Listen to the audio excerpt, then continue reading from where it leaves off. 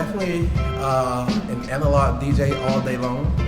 I love the aspect of analog DJing, not just from sound format or music format, but I also love the setting up of like amps, the different ways you can set up amps for tri-amping systems and mainly setting up DBXs and vinyl DJing. So what I'm gonna actually do now is go through and show you the difference by using actual vinyl records to spin.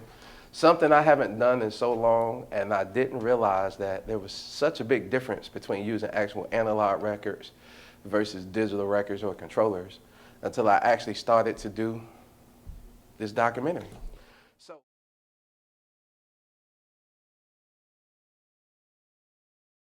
So when I was talking about beat juggling and one of the other aspects of actually using vinyl, if you look at here, I have what they call markers, and I have on each record. And basically what happens is when you catch a beat, you always want to catch it right there at the beginning beat. So if you see this marker, I have it going in this imaginary line. Some DJs like to go to right where it's going to hit the needle. But for me, I like this area right here. So it's almost like my 3 o'clock point. So I know the beat will always be right there. So now, when it's playing, and then I want to go to the other one, it's in the same place. See, same place on the record. So now when I bring it back, I'm listening, and it stops. I know I'm back there again. And then if I get it to the point to where it's fast enough, the only thing I have to do is count the revolutions backwards. And I'm there. That's simple.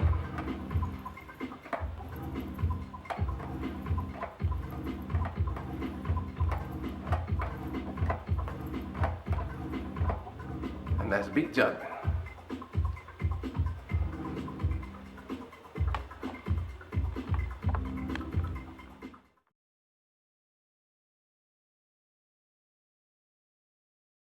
So the Numark NS7 basically is 2 turntables or CD players, a mixer, all in one.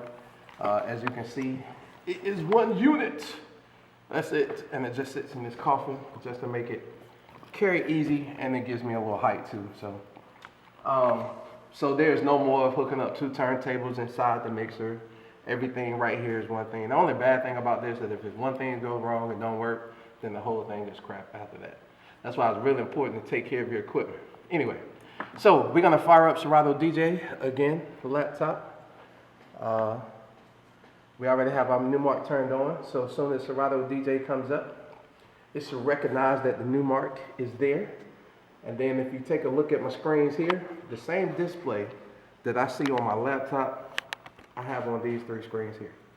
So I can actually use these jog wheels to jog through. If you see, I have the control here. So everything that I'm doing here is actually controlling my laptop too.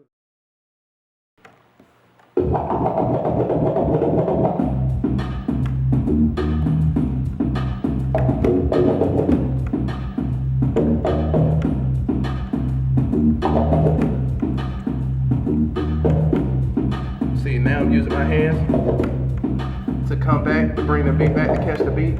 And the cool part about this, if you notice, I'm not even really using my headphones because I can actually see the wave files right here.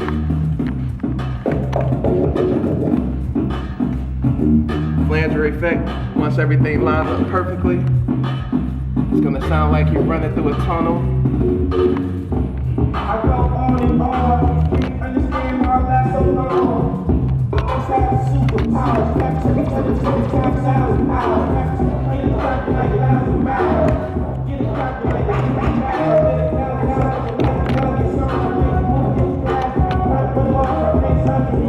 That was a little something extra. That's how we do. So there you have it.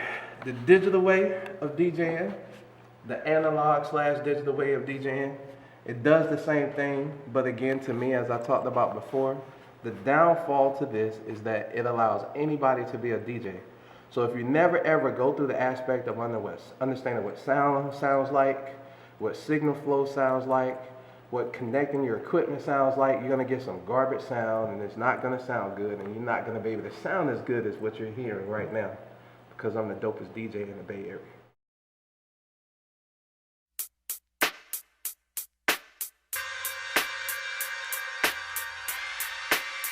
You need 2 turntables, a mixer, some pretty good needles, 2 records, and that's pretty much it.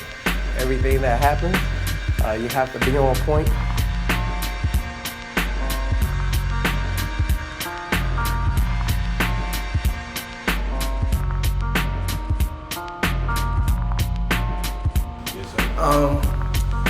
I actually like digital DJing. Digital DJing makes things easier. The part about digital that I don't like is the actual sound quality, how sound quality suffers from going from analog to digital.